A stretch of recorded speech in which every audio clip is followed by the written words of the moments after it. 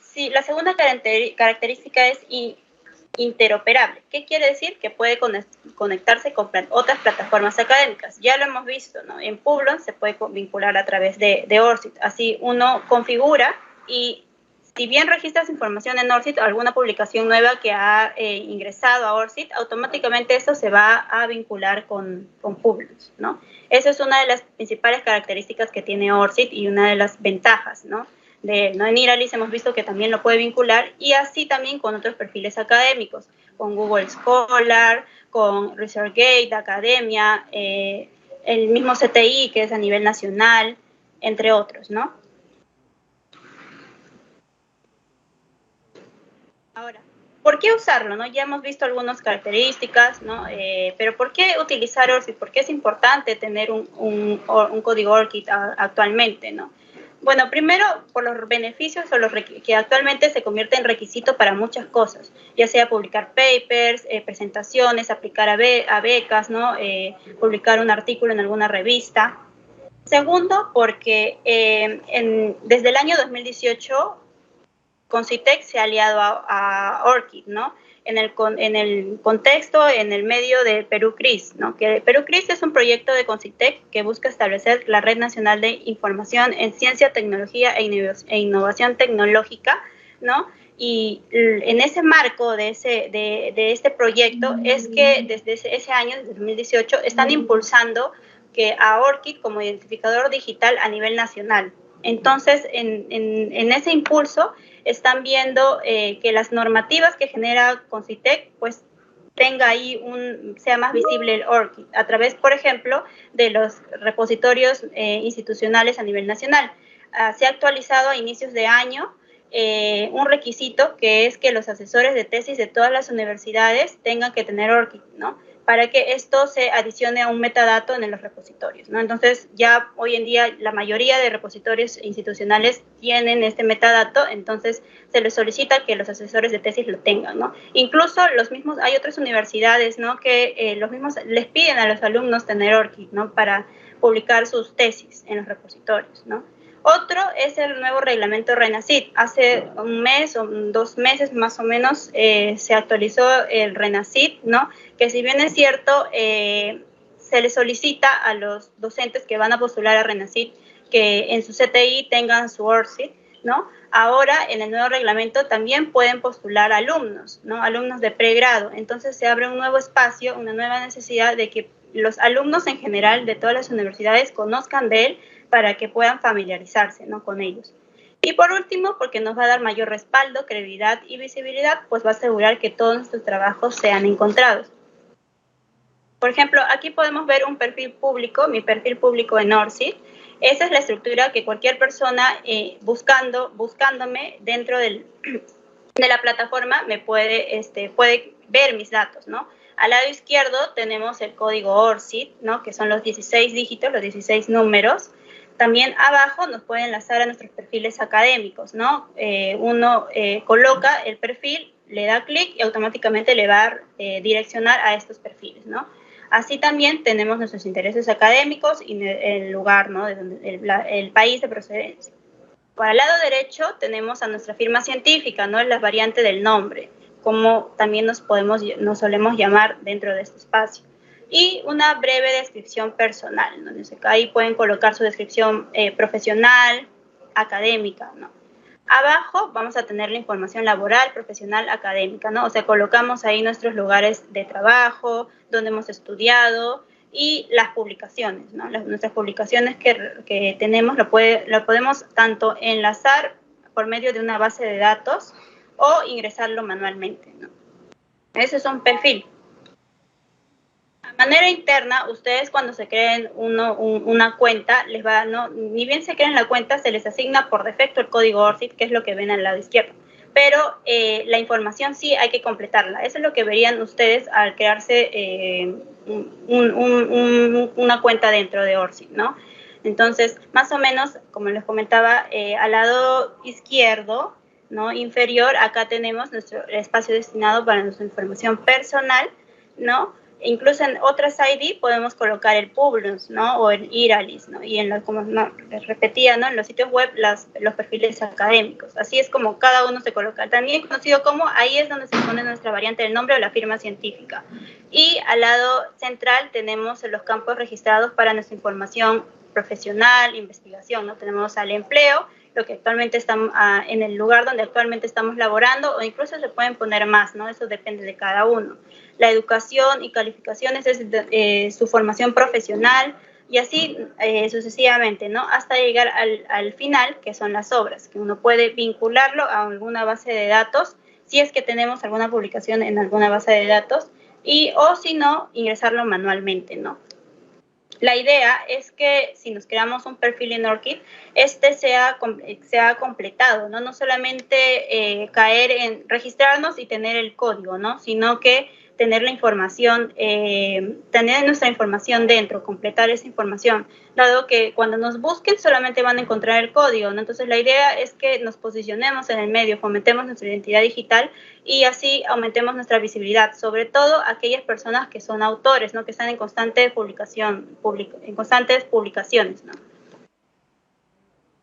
Damos información dentro de ORCID, pues solamente es muy sencillo, ¿no? Incluso es bien intuitivo, ¿no? Solamente completamos en el Add Employer, Add Education, etcétera, le damos clic a ello y la estructura va a ser la misma para todos, ¿no? Es un cuadro donde están los campos que debemos completar, ¿no? De acuerdo en el empleo, organización, ciudad, estado, país, departamento, el título, o sea, de que la posición que tenemos dentro, una URL, si hay un enlace, ¿no? que querramos colocar, y al final vamos a seleccionar la privacidad.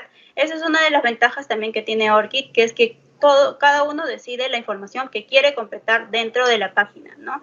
En este caso, si yo deseo que este empleo sea público, lo controlo, pero ¿qué pasa si quiero agregar otro empleo, pero esto solamente no sea compartido con nadie, solo yo, entonces lo puedo poner solo para ese segundo empleo agregado, ¿no? Y así sucesivamente con la información que vamos colocando, ¿no? También al medio tenemos esto que es solo para personas de confianza, ¿no? Organizaciones de confianza, personas de confianza. Eso quiere decir que nosotros dentro de ORCID podemos seleccionar a determinadas personas para que ellas solamente puedan ver esta información e incluso ellas puedan completar, ¿no? O agregar dentro de mi perfil, ¿no? Esas son las organizaciones o personas de confianza. Aquí podemos ver una explicación de cómo, de cada campo que se requiere, ¿no? Por ejemplo, en educación y calificaciones. Es importante mencionarles que en el caso de educación, en educación se completa estudios para la obtención de un grado académico, sea bachiller, magíster o doctorado. En calificaciones podemos completar nuestros estudios adicionales, como los diplomados, la segunda especialización. Eso es la diferencia entre ambas opciones, ¿no? En cuanto a invitaciones y premios, ¿no? Distinciones, la primera se menciona si es que nos han invitado para ser docente en algún momento, y las distinciones es los premios obtenidos, como son las becas, ¿no? El último es más contextualizado porque ORCID, recordemos que es a nivel mundial, ¿no? Es una ONG, una organización a nivel mundial. Esta opción es más, recae para, por ejemplo, miembros de sociedades académicas internacionales, si son membresías, o servicios que sí han participado en una ONG, ¿no? Este último es más a nivel internacional más que nacional, ¿no? Bueno, eso sería todo por mi parte. Ahí tienen mi correo electrónico institucional, donde pueden consultarme, ¿no? Si tienen alguna duda con respecto a estos identificadores, ¿no? Yo, bueno, como comentó Camila, soy la bibliotecóloga de la Biblioteca Especializada de la Facultad de Humanidades. Muchas gracias.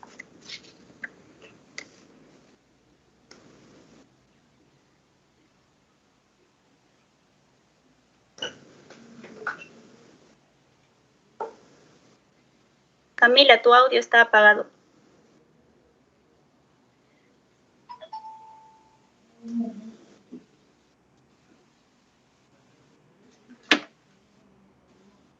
Ahora, disculpa, ¿me escuchan?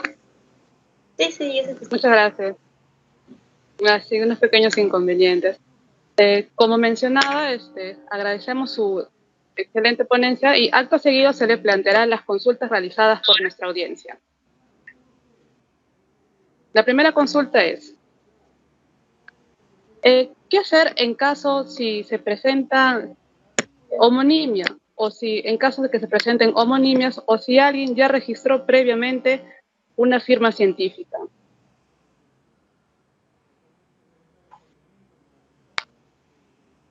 Estaba con el micro apagado. Ya, bueno, para esos casos, si aún no tenemos con un identificador digital y ya en la firma científica vemos que otra persona, no, dada la coincidencia que comparte nuestros nombres, apellidos y asimismo en la misma institución de donde nosotros laboramos o pertenecemos, el identificador digital nos va a diferenciar de ella, ¿no? Entonces, en ese caso sí o sí tendrían que colocar registrarse en Publons, en ORCID, ¿no? En donde ustedes creen pertinente y con eso van a poder diferenciarse de la otra persona, ¿no? En el caso, ¿no? Como vuelvo a repetir, sean ustedes, compartan los mismos nombres y apellidos con otra persona del mismo lugar de procedencia, porque si solamente es su nombre y apellido, pero ustedes trabajan en la Villarreal y otra persona trabaja en San Marcos, entonces en la firma científica la otra persona va a tener que colocar a la UNMSM y ustedes a la UNFB y entonces eso va a ser la diferencia, ¿no? Adicionar al identificador. Muchas gracias. Tenemos una siguiente consulta. ¿De qué manera ayudan los identificadores digitales a la organización en los trabajos de investigación? Por ejemplo, las tesis. Bueno, lo que hacen los identificadores digitales es reunir a sus publicaciones, ¿no? Más que gestionarlo, será por medio de la visibilidad de estos, ¿no? En el sentido de que van a poder en uno, ¿no? Si es que en ese caso tienen, por ejemplo, sus tesis han sido publicadas en uno de pregrado y la otra de posgrado en otra universidad, los va a reunir en diferentes campos para que ustedes puedan enlazarlos, ¿no? Con el medio de la URL, por ejemplo, por medio de ellos, ¿no? Pero es básicamente reunir sus publicaciones para que no se pierdan. Si por ahí tienen bastantes o no, se les olvidó uno, ¿no? Es poder tener en un solo espacio todas las publicaciones que ustedes creen que deben ser visibles para las demás personas. Muchas gracias. Siguiente consulta. En el caso de la visibilidad e impacto académico, ¿cuál es el beneficio de utilizar correctamente los perfiles académicos o los identificadores académicos?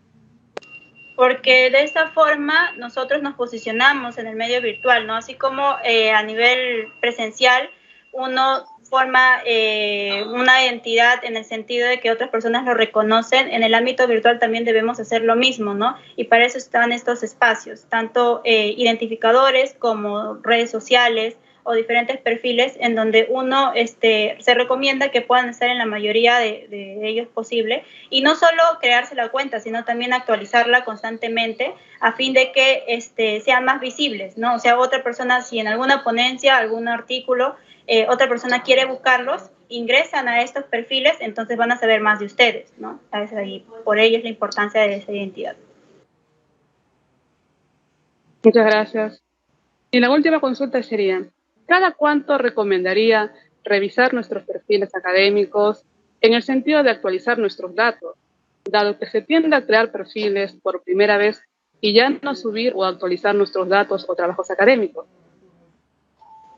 Sí, sí, eso es un error en que varios sí podemos incurrir, ¿no? En el sentido que incluso ya de tanto el desuso que se le da, se olvida uno incluso la contraseña, ¿no? O tiende a crearse otra cuenta en la misma plataforma, ¿no? Y incurre ahí mismo en tener dos cuentas dentro de una, ¿no? Entonces, es recomendable que al menos, ¿no?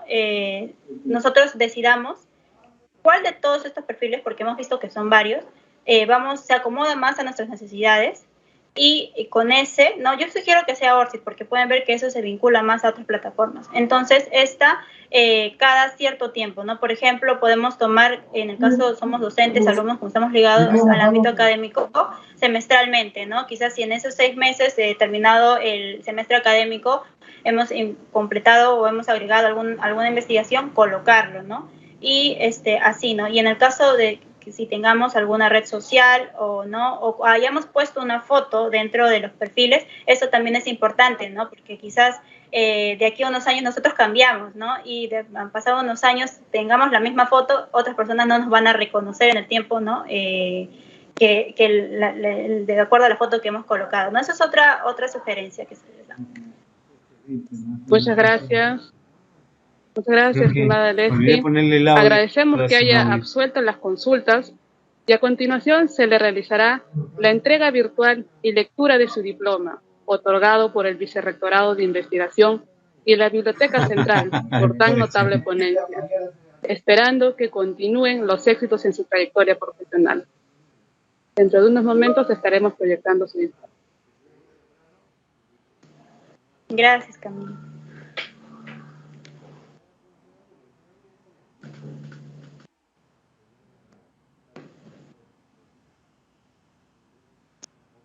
Unos momentos, por favor.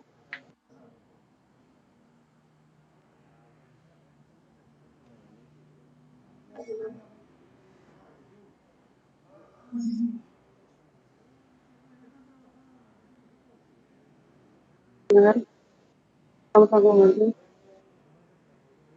Queremos hacer la lectura de la entrega del diploma a nuestra ponente Leslie Karina Carlos Mejía, en conmemoración de la celebración del primer seminario Desarrollo Bibliotecológico y Gestión de la Información frente a la pandemia.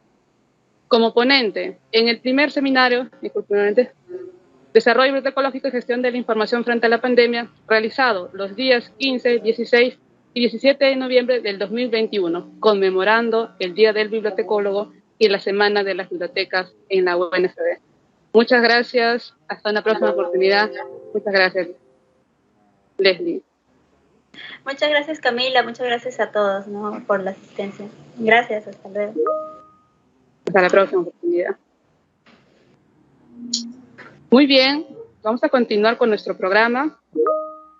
Antes de continuar nuestro programa, quisiera mencionar a nuestra audiencia, no olvidar registrar su asistencia y formular sus preguntas.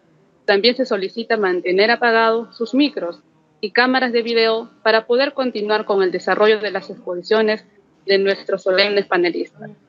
A continuación, nos complace en presentar a nuestro segundo expositor, César Limaymanta Álvarez, quien es doctor en Ciencias de la Educación por la Pontificia Universidad Católica del Perú, máster en Estadística Matemática por la Universidad Nacional Mayor de San Marcos. Es investigador RENACYT y miembro de la Sociedad Científica de Bibliometría y Cienciometría. También es instructor en VOS, Viewer y Visualización de la Ciencia, Bibliometrics, SPSS, Minitab R, entre otros programas. Es consultor sobre empoderamiento, visibilidad y evaluación de la producción científica para investigadores, grupos, institutos y universidades. Ha realizado ponencias en congresos, conferencias, cursos, talleres y otros eventos nacionales e internacionales. Actualmente es docente de bibliometría, estadística y metodología de la investigación. Cátedras impartidas tanto en la Universidad Nacional Mayor de San Marcos y la Universidad Peruana de Ciencias Aplicadas. Además, es asesor y jurado de tesis, cuenta con varias publicaciones en revistas indexadas, es revisor de artículos de revistas científicas internacionales y jurado par externo de proyectos de investigación. El ponente tendrá 20 minutos para exponer su tema titulado Estudios bibliométricos en la investigación, Caso Perú, a quien recibimos con reconocimiento. Bienvenido. Adelante con su saludo y la presentación de su exposición. Doctor César.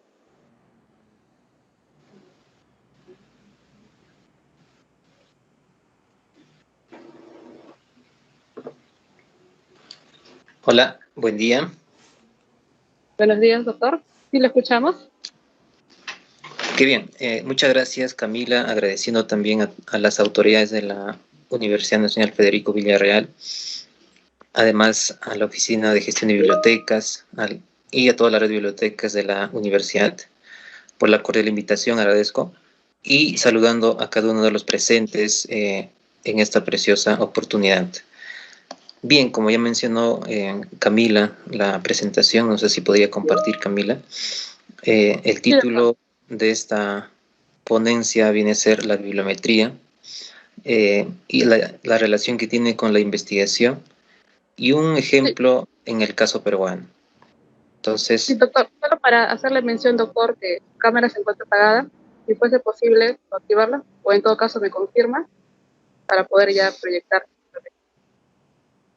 ya la tengo activada, pero me parece que es por la señal. A ver, voy a Ahí está. apagar y prender nuevamente. Sí, doctor. Esperamos. Mientras tanto, doctor, voy a ir proyectando su PPT. Ya, no sé si se ve la... Sí, ahora sí. Ok, proyecto entonces los slides. Ok, Doctor, un momento, por favor. Estamos. ¿Me confirma si puede visualizar la presentación? sí, sí, Adelante, sí. doctor. Muchas gracias. Entonces, quizás por la señal, espero que no haya problemas. Voy a empezar ya con esta ponencia. Bueno, en primer lugar, eh, a ver si podría minimizar su pantalla del Team para ver solamente los slides.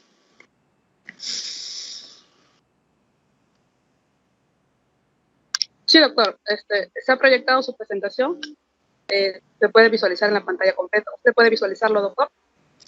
Sí se observa, pero se observa también la pantalla del Teams. ¿Podría minimizarlo, por favor? Me da un momento, doctor. Voy a intentar nuevamente compartir. Ok.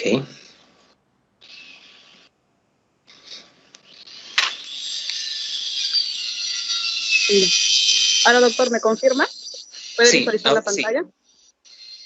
Perfecto. así es. Adelante, doctor. Muchas gracias. Vamos a empezar entonces. Quiero ser concreto y espero que se me entienda. Eh, ¿Podría pasar a la siguiente? A ver, vamos a describir en términos generales lo que viene a ser la bibliometría. Esta es una disciplina instrumental, ¿ok?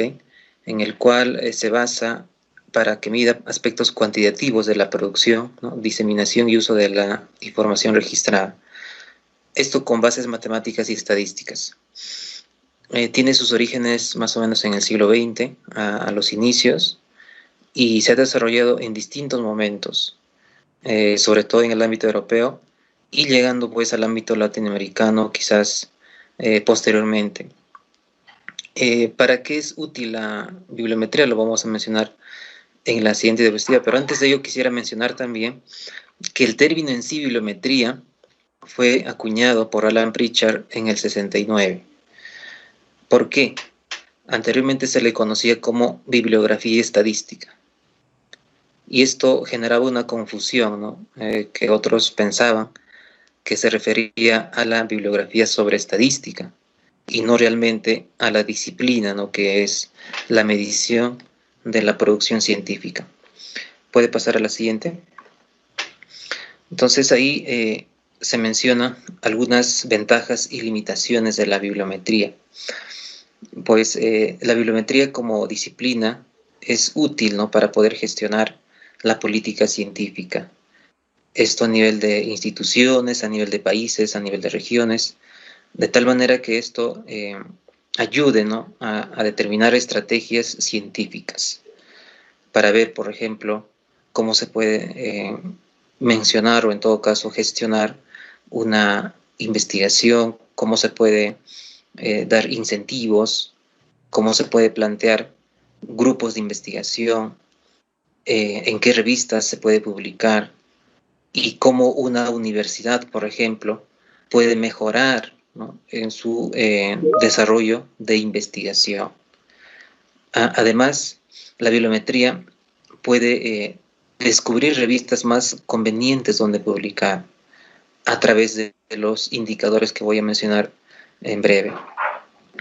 Asimismo, localiza investigadores más importantes de un área o posibles colaboradores, tendencias de investigación en distintas áreas, esto con metodologías bibliométricas. Siguiente, ¿no? Lo que es la distribución del presupuesto, como les venía diciendo, y también ofrece elementos cuantitativos, ¿no? Para la gestión de las bibliotecas. Esto se constituye en una herramienta indispensable. Ojo, hoy en día es necesario, ¿no? La implementación de unidades de bibliometría. No sé si puede ser a partir de la Oficina de Bibliotecas o a partir del mismo Vicerrectorado de Investigación. Eso depende ya de cada universidad, pero hasta donde se ve, y también se ve casos en España y en otros países, ¿no? Es muy importante ese tipo de servicio de información, ¿no? De unidades bibliométricas. ¿Podría pasar al siguiente? Y bueno, aquí también presentamos algunas limitaciones para poder hacer una evaluación. Es importante tener en cuenta que dentro de las áreas de conocimiento existen distintas, ¿no? Llámese áreas de, por ejemplo, las grandes divisiones que le llaman área de ciencias, áreas de letras, o quizás ya las divisiones que tienen que ver con ingenierías, con ciencias médicas, con ciencias básicas. Entonces hay que tener muy en cuenta esas áreas, por ejemplo, si uno quiere analizar el número de citas, ¿no? De un artículo. Usualmente, las publicaciones en áreas de medicina, ciencias de la salud, son frecuentemente citadas a comparación de los artículos de las áreas de ciencias sociales o ciencias humanas. Entonces, es importante tener en cuenta. Asimismo, el idioma. Hoy en día, ¿no? De toda la literatura publicada, cerca del 90% se encuentra en inglés. Entonces, hay que tener muy en cuenta al momento de hacer una revisión de la literatura y al momento de hacer también un estudio bibliométrico el idioma inglés. También debemos tener en cuenta las variaciones por la tipología documental. Actualmente se localiza básicamente en artículos de revistas, ¿no? Y no en libros u otras publicaciones.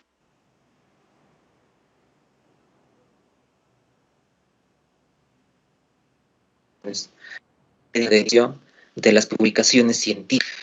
Otra cosa que se debe tener en cuenta es que un investigador, ¿no? Que hace bibliometría, o incluso un investigador que publica, debe tener en cuenta el tiempo que pasa entre la publicación y la cita.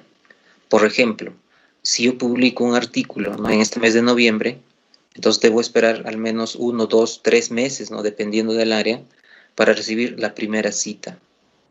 Entonces, frente a eso, quizás se han creado también, ¿no? Con James Spring a partir del 2011, las almétricas, que tienen que ver con redes sociales, con menciones, con medios de comunicación. Asimismo, debemos tener muy en cuenta que dentro de todo lo que es la medición, evaluación de la ciencia, existen también comportamientos irregulares, excesivas autocitas, por ejemplo, ¿no? Entre investigadores, revistas, incluso hay algunos informes, ¿no? En el cual se dice que hay revistas que conversan de manera interna con otras revistas para que se citen entre ellas. ¿Con qué fin? Para incrementar las citas y por ende el impacto de esas revistas, ¿no? En Web of Science, por ejemplo, es medido con el factor de impacto, y en Scopus es medido con el SJR, ¿no? Simago Journal Rank, o en todo caso con el Site Score. Ahí también les comparto, ¿no? Un video en el cual se habla un poquito más sobre las perversiones bibliométricas. Siguiente.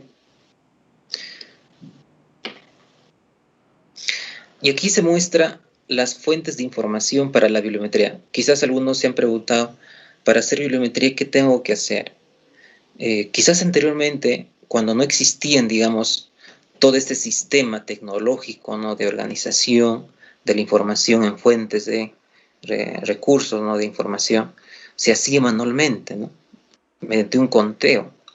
pero hoy en día existen muchas herramientas para hacer estudios bibliométricos. Ahí la diversidad, ¿no? Y dependiendo también de qué bondades ofrecen. Las dos grandes bases de datos, digamos, tienen muchas ventajas para hacer estudios bibliométricos y a su vez ofrecen recursos, registros, ¿no?, de distintas revistas a nivel mundial. Web of Science era muy criticada anteriormente porque solamente se basaba en revistas del mainstream, ¿no?, de corriente principal, pero a partir del 2015 está haciendo un esfuerzo, ¿no?, para incluir en sus índices las revistas emergentes, ¿no?, que incluye de las regiones periféricas y también de Perú. Actualmente, por ejemplo, en Perú, no existe revista indexada en Web of Science en los índices emblemáticos, en el Science Citation Index Expand, en el Social Sciences Citation Index o en el Art and Humanities Citation Index. Más sí existen las revistas emergentes, en el ESI. ¿Okay? Mientras que en Scopus se ha caracterizado por ser, digamos, muy amplia, ¿no?, en su cobertura. Por eso algunos dicen que es una base de datos muy exhaustiva en cuanto a su ofrecimiento, ¿no?, para los usuarios. ¿Podría, al siguiente, por favor? Y acá tenemos, digamos, quiero ser concreto acá también. La herramienta principal para que uno pueda hacer un estudio bibliométrico se llama indicador. El término indicador, pues, es ligeramente distinto, ¿no?, el concepto que se tiene dentro de investigación cuando uno operacionaliza la variable. Aquí indicador se refiere a una métrica que describe el comportamiento, ¿no?, de autores, de artículos, de libros, etc. Y en el siguiente slide vamos a encontrar, por ejemplo, algunos tipos de indicadores. ¿Podría poner, por favor, el siguiente? Allí están, ¿no? Hay muchas propuestas para su clasificación. Aquí mencionamos, por ejemplo, una de ellas, ¿no?, que es a nivel de análisis de agregación, ¿no?, a nivel de análisis de agregación. Los indicadores micro, que están dirigidos a investigadores, a individuos, proyectos, artículos. Los meso o medio, que van hacia centros de investigación, universidades, empresas, subdisciplinas, revistas. Y las macros, que tienen que ver a países, ¿no?, regiones geográficas o a conjuntos globales, ¿no?, de artículos. Siguiente.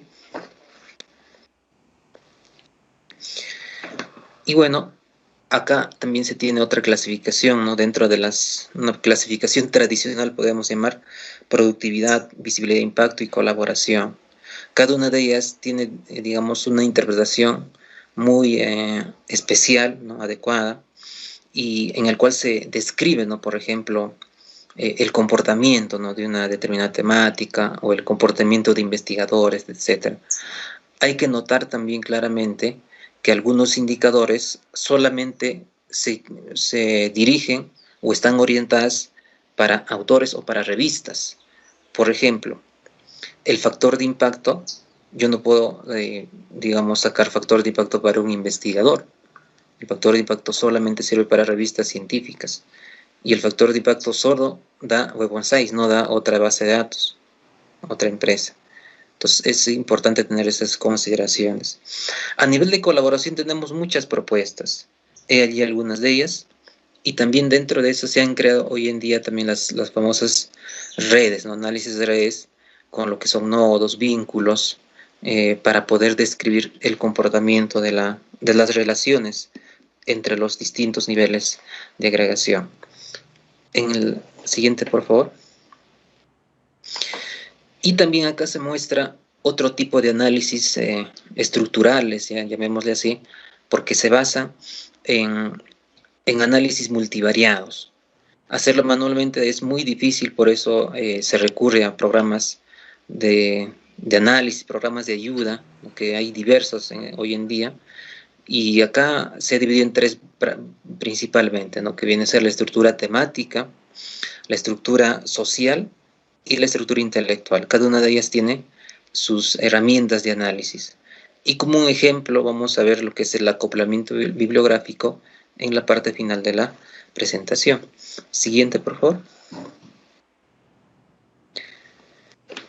ahí tenemos algunos textos de referencia, ¿no? Para algunos que desean seguir la línea de investigación de bibliometría o también quieren seguir como investigadores, ¿no? Dentro de esta área que es, digamos, muy importante, muy necesaria para la disciplina, ¿no? de bibliotecología y ciencia de la información, y también esta sirve para todas las áreas, ¿no? Siguiente. Entonces, alguien se habrá preguntado, si yo quiero hacer un estudio bibliométrico, entonces, ¿cómo empiezo? ¿Qué hago? Bueno, las preguntas, ¿no? de investigación se basan en la bibliometría desde distintos niveles de agregación. Uno tiene que decidir, ¿no? a qué objeto, a qué unidad de análisis quiere hacer el estudio. En este caso puede ser autores, a revistas científicas, etc. Ahora, eso no quita que, por ejemplo, en un informe usted haga a la vez un estudio para autores y a la vez también un estudio para revistas, ¿no? Siempre teniendo en cuenta, digamos, los límites de cada una de ellas. Siguiente, por favor. Y aquí, por ejemplo, se coloca algunos ejemplos, ¿no? Estudios bibliométricos dirigidos a una temática, ahí se le coloca ejemplos. En el primero dice análisis bibliométrico de la producción científica latinoamericana sobre COVID-19, es decir, orientada a una temática, en este caso COVID-19. También hay estudios bibliométricos orientados a revistas, como ahí se muestra. Se puede hacer un estudio bibliométrico para la revista Lancet, por ejemplo, para la revista española de documentación científica. Acá se hizo, por ejemplo, para la revista peruana de medicina experimental y salud pública. O también dirigido para países, ¿no? o regiones incluso. También se muestra ahí un ejemplo. Siguiente. Ahora, la estructura, ¿no? de, digamos, un artículo, en este caso me centro en un artículo, ¿no? Básicamente tiene esa estructura, que es el IMRIT, ¿no? Que es introducción, metodología, resultados, discusión y conclusiones. Entonces, quizás hablar de solamente esto es toda una sesión, ¿no? O un taller, pero solamente menciono para que uno pueda tener en cuenta. Algunos ya lo han visto, algunos quizás no, y se les invita también, ¿no? Para que sigan viendo. Por ejemplo, un investigador cuando solicita alguna información, ustedes pueden mencionar, ¿no? Que esta es una estructura básica, pero también la estructura va a depender de cada revista científica, ¿no? La mayoría de ellos utiliza esta estructura. Siguiente. Entonces acá, a manera de práctica, como un ejemplo, vamos a ver el caso Perú, ¿no? En este caso quiero saber cómo se encuentra la literatura sobre bibliometría, cienciometría e informática en Perú. ¿Okay? ¿Qué hay de esto? Entonces acá, dentro de los objetivos, se puede mencionar, por ejemplo, los autores más productivos, revistas más productivas, zonas de distribución, ¿no? Según Bradford, por ejemplo, los indicadores de colaboración, análisis estructurales, se puede hacer muchas cosas sobre esto. Entonces, con este ejemplo, en el siguiente, por favor, estamos explicando aquí, es como decir la bibliometría, sobre la bibliometría en Perú. Entonces, para que uno podría hacer un estudio bibliométrico, entonces acá se menciona como sugerencia unos pasos, ¿no? Para poder recuperar los registros. Entonces, para yo, por ejemplo, obtener un indicador bibliométrico, primero debo tener los insumos, ¿no? En este caso los registros. Esos registros, pues, básicamente son los metadatos, ¿no? En este caso puede ser el título, los autores, ¿no? Las referencias y todo. Entonces, para hacer eso, uno debe definir el tema, debe identificar palabras clave y todo ello, ver también, por ejemplo, sus sinónimos. Por ejemplo, ahora mismo quiero hacer un estudio sobre bibliometría, ¿no? En el contexto de Perú. En el siguiente, por favor. Y ahí se muestra, por ejemplo, una construcción, ¿no? Si estoy hablando de bibliometría, entonces hay otras métricas también muy relacionadas a lo que viene a ser la bibliometría. Entonces ahí coloco sus otros términos relacionados y también los keywords, ¿no? Que es muy importante. Ahora, ¿por qué se traduce al inglés? Porque en este caso, por ejemplo, quiero usar la base de datos Scopus, ¿no? Y Scopus, como ustedes saben, uno de los requisitos para que cualquier revista, ¿no? sea aceptada en la base de datos Scopus, sus artículos de esas revistas deben estar traducidas al inglés, ¿no? De cualquier idioma. Entonces ahí garantiza, sea cualquier idioma que sea, siempre se va a encontrar el título en inglés, ¿no? El título, su resumen y sus palabras clave. Entonces aquí, por ejemplo, extraje los datos o los metadatos hace 2 días, ¿no? Con los términos que se menciona allí. Y en la siguiente diapositiva ya vamos a ver entonces esa aplicación. Siguiente, por favor. Entonces aquí, por ejemplo, luego de recuperar los datos y todo ello, se menciona el comportamiento de la producción científica. Y otra cosa que debemos tener en cuenta es lo siguiente. Cuando uno hace un estudio bibliométrico, hay que tener muy en cuenta qué tipo de registros quieres dejar. Por ejemplo, si yo ahora mismo estoy haciendo un estudio bibliométrico para Perú, entonces, ¿qué cosa es, no? ¿Qué significa eso? Que debo recuperar documentos o registros que por lo menos uno de los autores sea peruano, o por lo menos una de las instituciones sea peruana, o que sea una revista peruana. Entonces, ¿cuál es en sí, digamos, la pregunta o la respuesta a esas preguntas? En este caso, ¿no? Para explicarles con más detalle, acá lo que se toma en cuenta es que se va a recuperar documentos, ¿no? Registros, donde al menos uno de los autores que participa en esa publicación sea de una institución peruana o esté afiliada en una institución peruana. ¿Ok? Entonces ahí, haciendo un paréntesis, por ejemplo, utilizo la palabra afiliación. ¿Ok? Algunos llaman filiación, ¿no? Pero lo correcto es decir afiliación. Entonces aquí se toma en cuenta todos los documentos en el cual al menos, ¿no? Un autor esté afiliado a una institución peruana. Entonces, por ejemplo, recién en el 2007 hubo el primer documento para Scopus, ojo, una revista en Scopus, un documento se publicó, ¿no? Sobre temas de bibliometría, cienciometría, con un autor peruano. ¿Ok? Y eso, digamos, a partir o a través de los años, se observa poca producción. En el 2015 quizás ha habido un ligero repunte, ¿no? 11 documentos, y el 2020 49, y ahí se muestra, digamos, la importancia que se está dando en los últimos años a la bibliometría. ¿Ok? Ahora, el 2021 describe un ligero descenso, y esto es natural porque el año todavía no ha acabado, y los documentos, desde que se publique en la revista hasta que esté indexada ya en la base de datos, Scopus, a veces demora 1 mes, 2 meses o 3 meses, ¿no? No es, digamos, al siguiente día. Por eso quizás esa ligera disminución. Entonces, mira, con este diagrama o con esta figura, se puede observar ese crecimiento a partir del 2016. Pero la gran pregunta es, ¿quiénes están publicando, ¿no? Sobre bibliometría y qué es lo que están haciendo? Entonces, digamos, para poder responder un poco esa pregunta, hacemos otro análisis, ¿no? En la siguiente diapositiva, por favor. Ahí podemos mencionar, por ejemplo, de las revistas donde se está publicando. Y nos damos, ¿no? Con la sorpresa de que la mayoría del top, ¿no? De las revistas, en este caso, de las 8 revistas, ¿no? Que están ahí, todas, por no decir, ¿no? Prácticamente todas ellas están orientadas al área de la salud. Y la gran pregunta es entonces, ¿por qué no se está publicando en revistas de bibliotecología y ciencias de la información?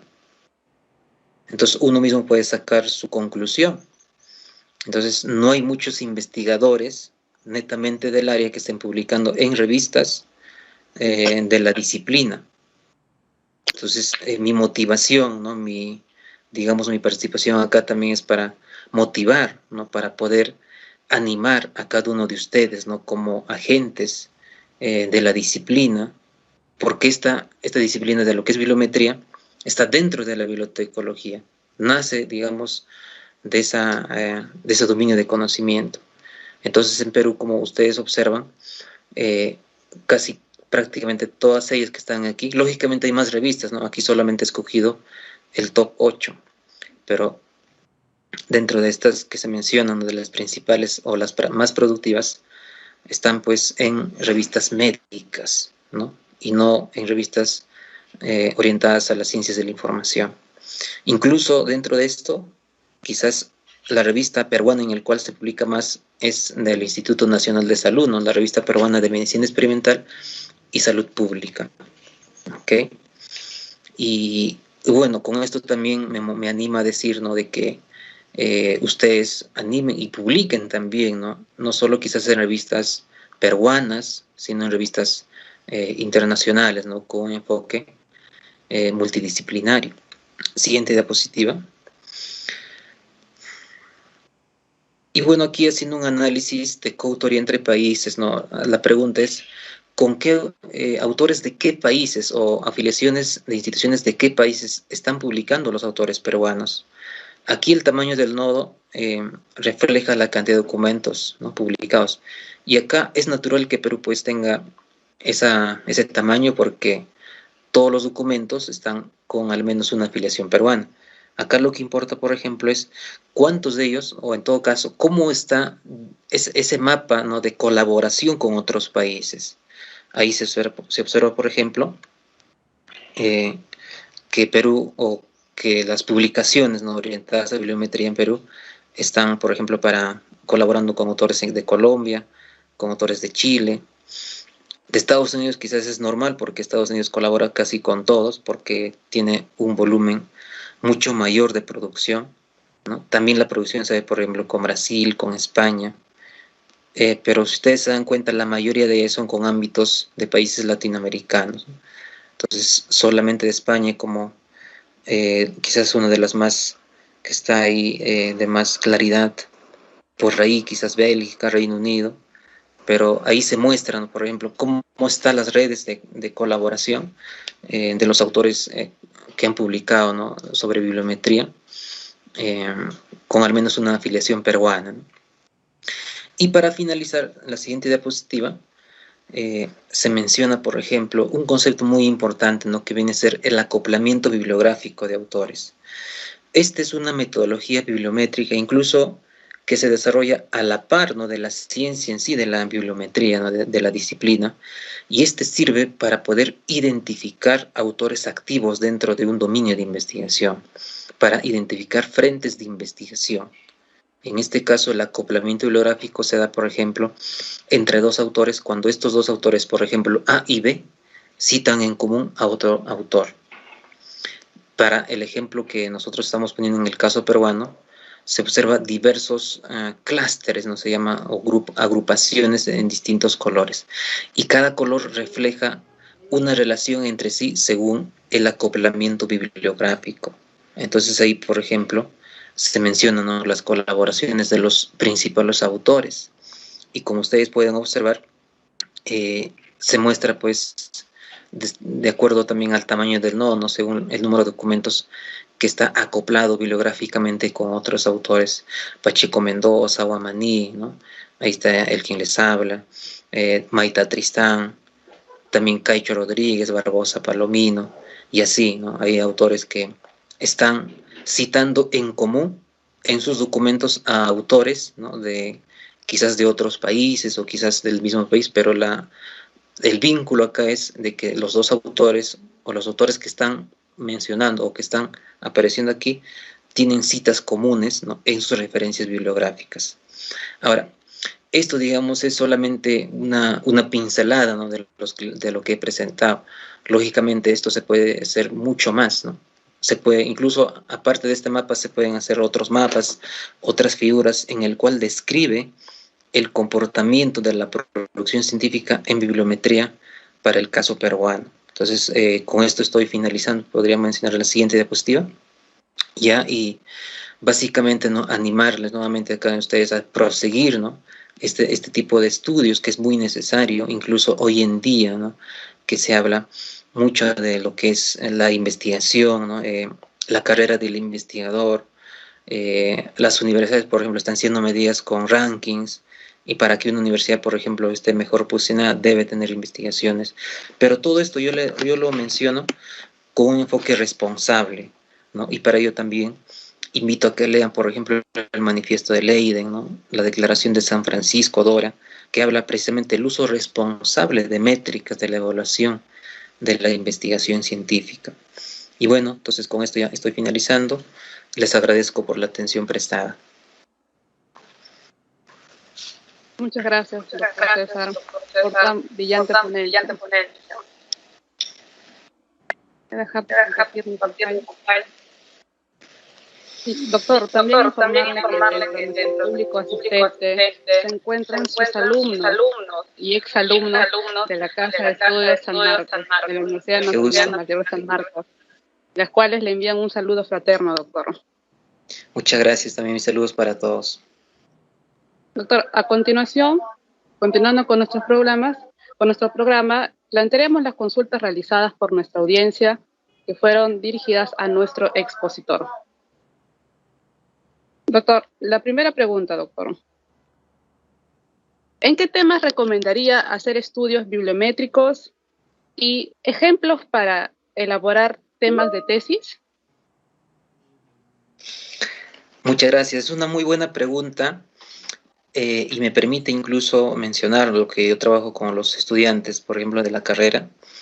Es natural de que no todos tienen, digamos, esa línea de investigación orientada a bibliometría, ¿ok? Pero por otro lado, la bibliometría se puede usar para hacer, digamos, estudios, ¿no?, de métricas en cualquier área.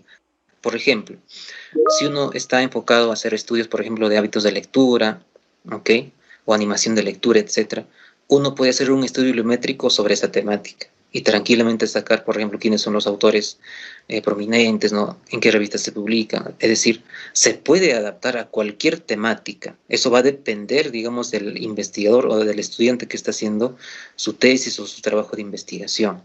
Pero por otro lado, si uno quiere especializarse ya en el área dentro de la bibliometría, lógicamente hay temas un poquito más profundos, ¿no? Por ejemplo, hablar, ¿no?, de, digamos, citas de impacto, hablar la situación de la colaboración, incluso hacer teoría de la bibliometría.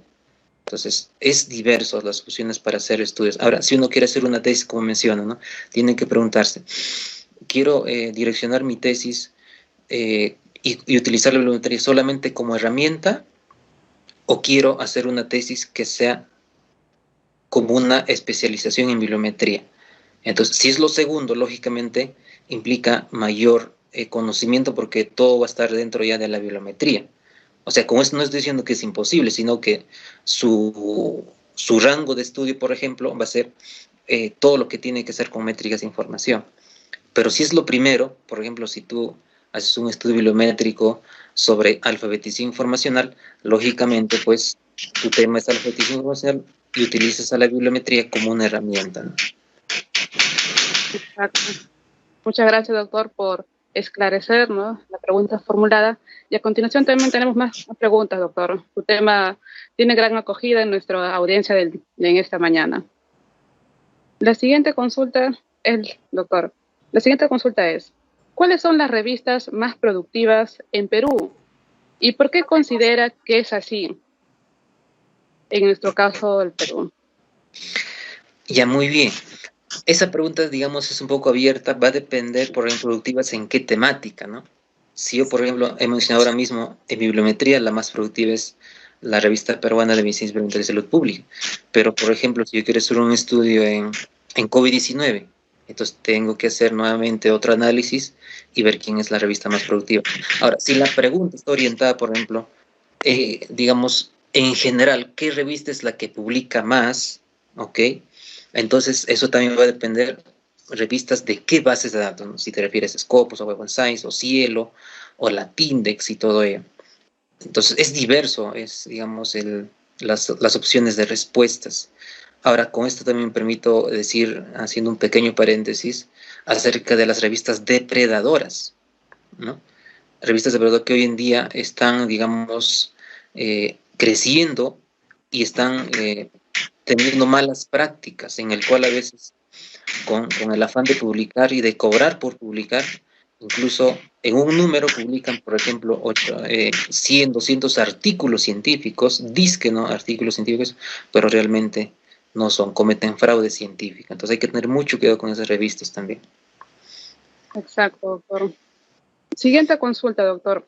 ¿Qué consejos brindarían a un investigador que quisiera publicar en revistas con cuartiles? ¿Recomendaciones, doctor? Bien, en principio es conocer, digamos, cuál es el proceso de publicación, ¿no? Que eso es básico. Y creo yo de que ustedes dentro de la gestión de bibliotecas lo están analizando, lo están manejando, de tal manera que eso sea, digamos, incluso capacitaciones que se puede dar. Ahora, si son estudiantes, lógicamente, lo primordial es ver cuál es, digamos, el tema, ¿no? O sea, si se dirige, por ejemplo, a nivel de Perú o a nivel internacional, cuál es la cobertura temática. Si yo quiero publicar en una revista Cuartil 1, debo ser consciente de que ese tipo de revistas son las que, digamos, reciben más cantidad de artículos. Haciendo solamente una simple comparación. Por ejemplo, al año, estoy poniendo un ejemplo, más o menos, ¿no? Una revista Cuartil 1 recibe 800 artículos para que se publique al año.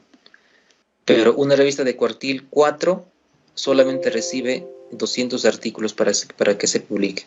Entonces, noten la diferencia, ¿no? O sea, hay en el mundo se prefieren revistas de Cuartil 1, Cuartil 2, pero también son muy exigentes. Hay que tener en cuenta. Yo les digo por experiencia, son más exigentes, pero no es imposible. O sea, sí se puede dar y depende también de cada uno de cómo quiere llevar su investigación, ¿no? Con un proceso riguroso, aplicando una metodología adecuada.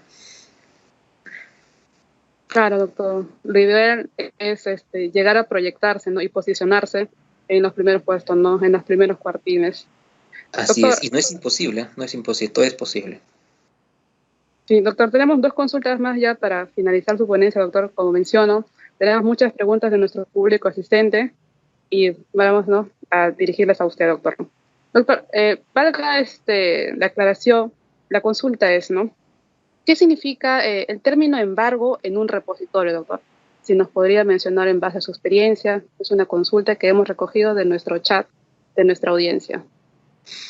A ver, el embargo, bueno, no estoy seguro, pero hay términos que se utilizan. Por ejemplo, las revistas cobran para publicar, es el famoso APC, ¿ok? El APC. Incluso hoy en día se habla de las distintas opciones de acceso abierto. Llámese por ejemplo Open Choice, el Green Access, el Gold Access y todo ello. Ahora, cuando se habla de embargo, pues algunas revistas no tienen, digamos, una política de, digamos, al cabo de un tiempo, ¿no? Si la revista, por ejemplo, cobra por leer el artículo científico, entonces los autores deben esperar un tiempo para que se difunda esa publicación en los repositorios.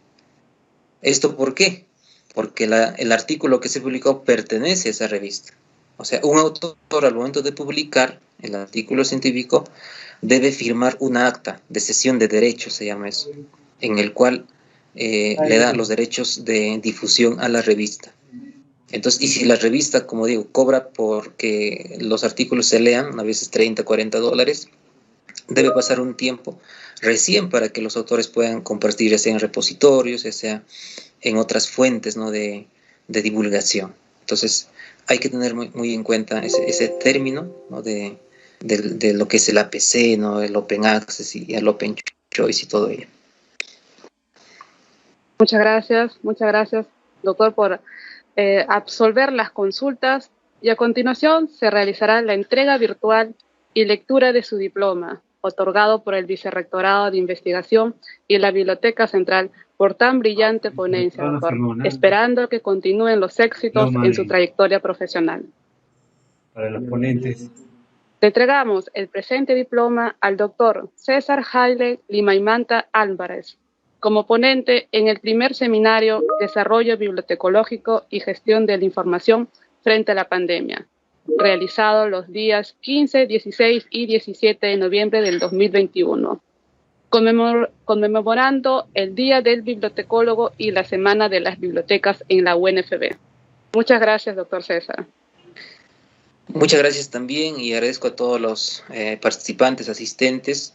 Un gusto para mí y será hasta la próxima oportunidad. Muchas gracias. Muchas gracias, doctor.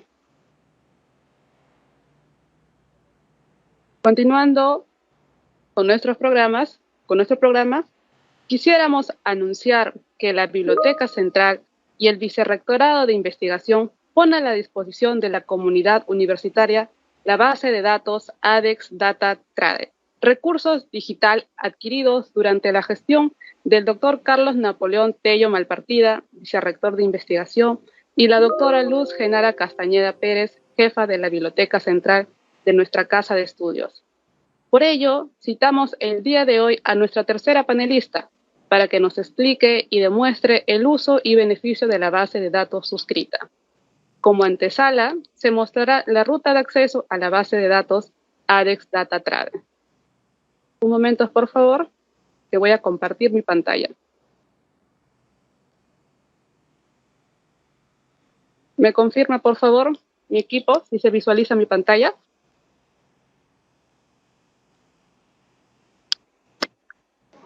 Sí, sí se visualiza. Muchas gracias. Entonces, a continuación se les va a mostrar la ruta de acceso para acceder a la base de datos ADEX Data Trade. Primero, digitamos desde nuestro buscador la página principal de la Universidad Nacional Federico Villarreal. Damos clic al correo institucional, ya puede ser en la parte inferior o en la parte superior. Y nos va a redireccionar nuevamente a esta sección.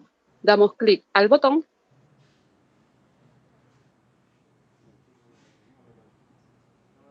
Una vez que estamos dentro de la página principal, damos a esta opción nuestro correo institucional.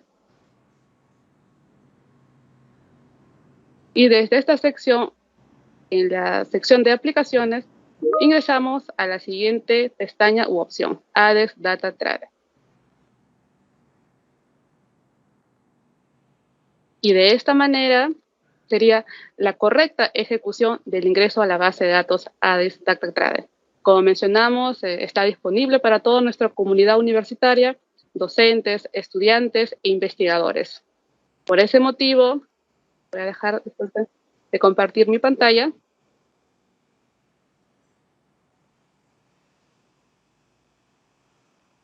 Por ello, nos complace en presentar a nuestra tercera panelista, Nadia Marcela Chinchay Quintero, quien es bachiller en Negocios Internacionales por la Universidad San Ignacio de Loyola.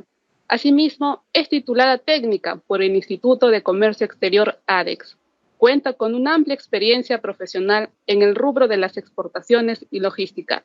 Además, maneja y domina las herramientas de inteligencia comercial e investigación de mercado. Ha ocupado diferentes puestos de análisis en diferentes empresas, como Pulse Office, OP Trader, SAC, entre otras. La ponente tendrá 20 minutos para exponer su tema titulado Recursos virtuales académicos del sistema de bibliotecas de la UNFB, base de datos ADEX Data Trade, a quien recibimos con reconocimiento. Bienvenida, adelante con su saludo y la presentación de su exposición. Muchas gracias. Buenos días, muchas gracias a todos por su asistencia. Yo les voy a hablar el día de hoy acerca del uso óptimo de la plataforma ADEX Data Trade. Voy a compartir mi pantalla. ¿La seguimos? La seguimos. Ok.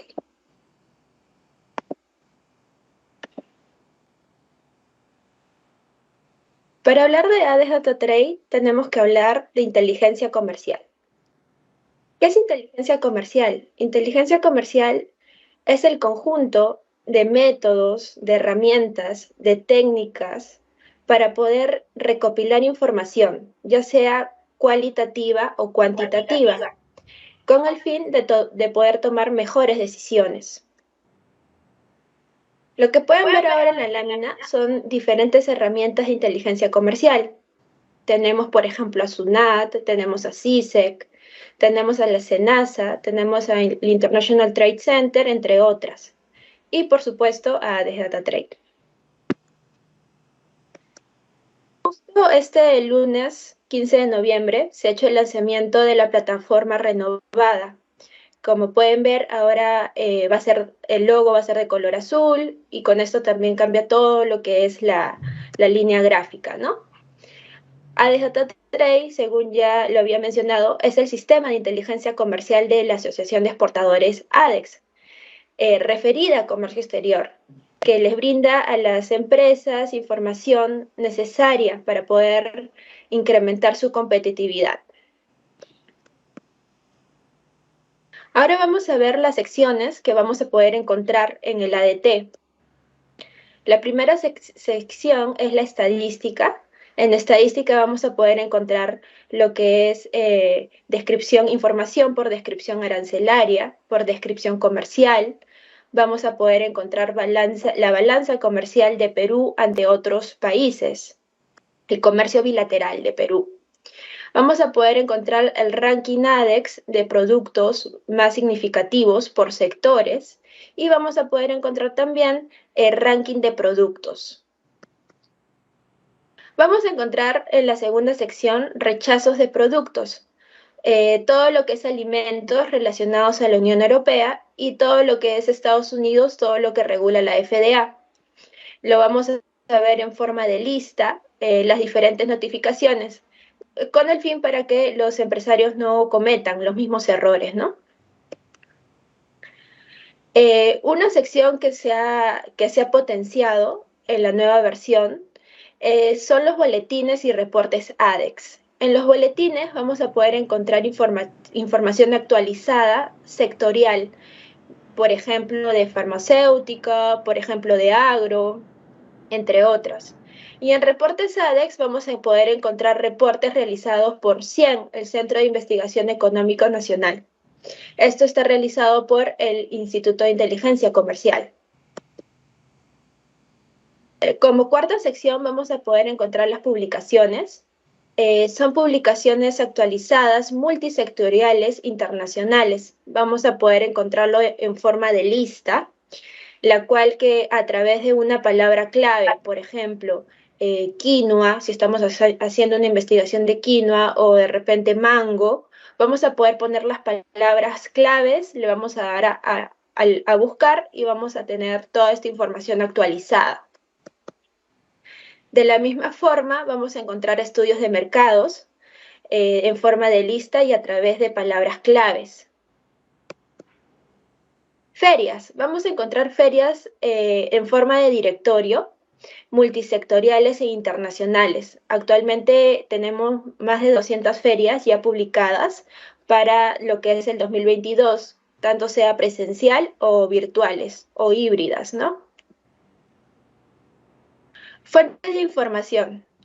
En la séptima sección vamos a encontrar lo que son las fuentes de información, más de 500 links, todos son enlaces corroborados, fuentes confiables, las cuales nos ayuda a alimentar nuestra investigación, ¿no? Utilizándolo como herramienta de inteligencia comercial. Y por último, el manual lo vamos a poder encontrar tanto en inglés como en español para poder hacer óptima la búsqueda en NADES Data Trade. ¿Cuáles son los cambios que hemos tenido a comparación de la versión anterior y ahora cómo lo vamos a mostrar? Se ha hecho optimización en los filtros de búsqueda de consultas rápidas. Esto quiere decir que en las consultas el tiempo de espera va a ser más breve. En el caso de importaciones, la información puede ser hasta 1 millón de filas. Es bastante información cuantitativa. Entonces, nos va a mostrar un mensaje en los campos que nos diga que de repente podemos omitir alguna información. Ya lo vamos a ver más a detalle adelante. También ha habido la creación de un botón de notificaciones. Una pregunta muy frecuente para inteligencia comercial era ¿hasta cuándo está cargado la información de exportaciones o hasta cuándo está actualizada la información de importaciones? Ahora, a través de un botoncito y una forma muy dinámica, vamos a poder ver cuándo han sido las últimas cargas, ¿no? Hasta cuándo está actualizada la información. También tenemos la creación de una nueva sección de reportes ADEX, como les había mencionado. Esta sección se ha visto potenciada, ya que vamos a encontrar información específica, ¿no? Especializada, realizada por el Departamento de Estudios Económicos y de Inteligencia Comercial.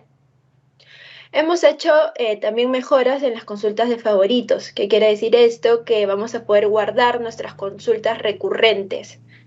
y ya no vamos a tener que estar aplicando todos los filtros necesarios para poder obtener la información, ya que ya vamos a tener los filtros guardados y la cual con un clic vamos a poder ver la información de una forma más rápida.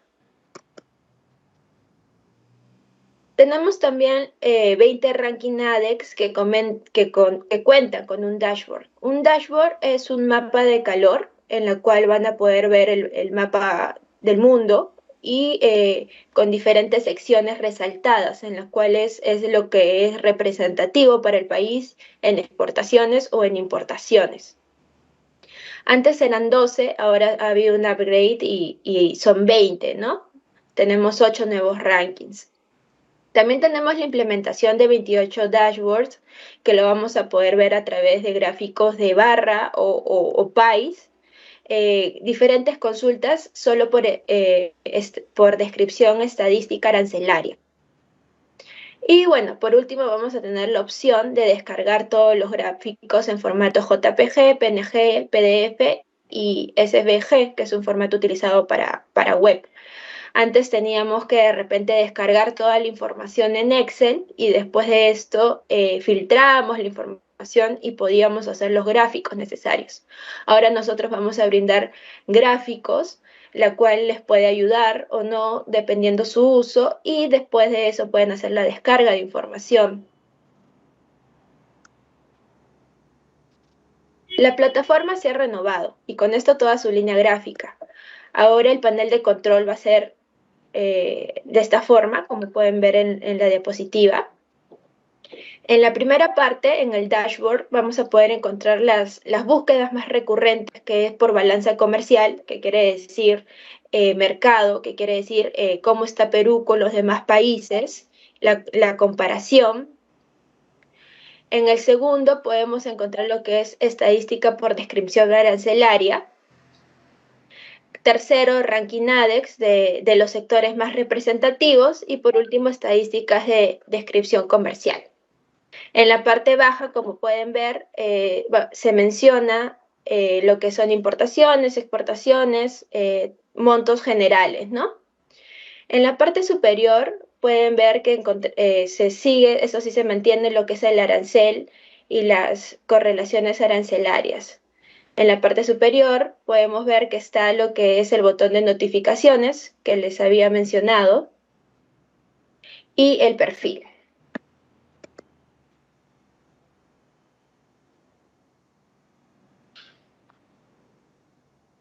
Como les había mencionado, vamos a tener esta campana de notificaciones con información actualizada, en la cual nos va a ayudar a saber cuándo ha sido la última carga de información.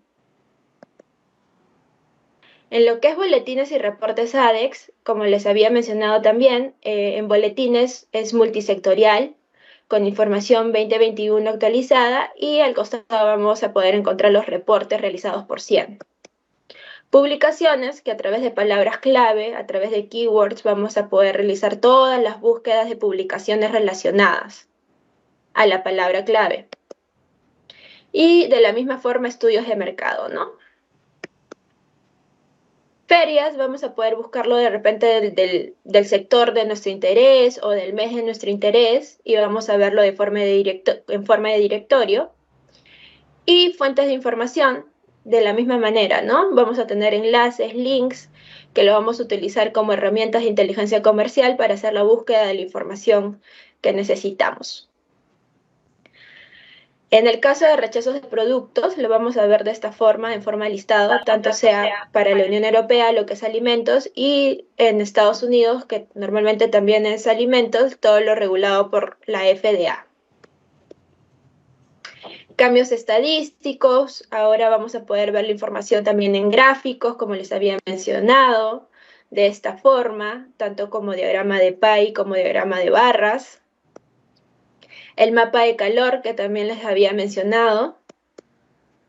Y en los ranking ADEX, los 8 nuevos ranking ADEX que vamos a poder ver son de frutas, hortalizas, menestras, granos andinos, productos naturales, forestal, minas, metal mecánico y manufacturas. diversas, ¿no? Lo vamos a ver de esta forma. Por ejemplo, aquí le dimos confecciones, una búsqueda del año 2020-2019, enero-diciembre, y acá podemos ver, por ejemplo, el ranking de las empresas exportadoras, ¿no? De lo que es confección. En primer lugar tenemos a Topitop, Industrias Metalco, Textiles Ocean Company, y hacemos la comparación, ¿no? 2020, 2029, 2019, perdón, la variación y la participación, ¿no? Por ejemplo, Topitop representó casi un 8% de lo total exportado, que corresponde a confecciones en valor FOB. Ahora, sin más preámbulos, vamos a ir a lo que es la página. Ya Camila les pudo explicar cómo ustedes ingresan, ¿no? Este es mi perfil, yo ingreso de esta manera. Aquí ya estoy logueada, ya estoy dentro. Como les había comentado, lo primero que podemos ver es el dashboard, que es esta vista rápida, con datos generales, ¿no? Lo que es balanza comercial, lo que es estadística de productos. La página está cargando. En la parte de estadísticas tenemos la opción de poder hacer la búsqueda, ¿no? Tanto como descripción arancelaria, comercial, balance de productos y ranking ADEX. Por ejemplo, vamos a ir a descripción arancelaria.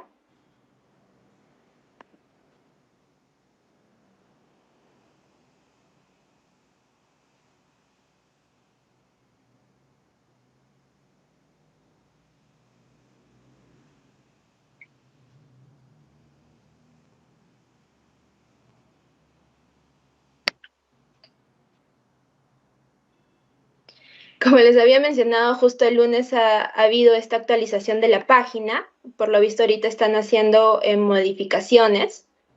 Pero aquí, por ejemplo, en sectores económicos podemos ver todos los valores 2019, 2020, tanto por secciones, ¿no? Agro, pesca, petróleo, minería tradicional, todo lo que corresponde a tradicional. Se hace la comparación, ¿no? de los dos años y tenemos lo que es la variación y la participación. De la misma forma, tenemos lo que es total no tradicional. Tenemos todo lo que es agro, textil, prendas de vestir, pesca, metal mecánico, químico, metalúrgico siderúrgico y metalúrgico, y minería no metálica, lo que es maderas y varios, ¿no? Ya tenemos lo que es el valor FOB, tanto en millones 2019-2020, podemos hacer la página de forma intuitiva, ya te da lo que es la variación. Acá podemos ver, por ejemplo, que ha decrecido en menos 14%, vamos a poder ver la participación y vamos a poder comparar, ¿no? Todos estos criterios.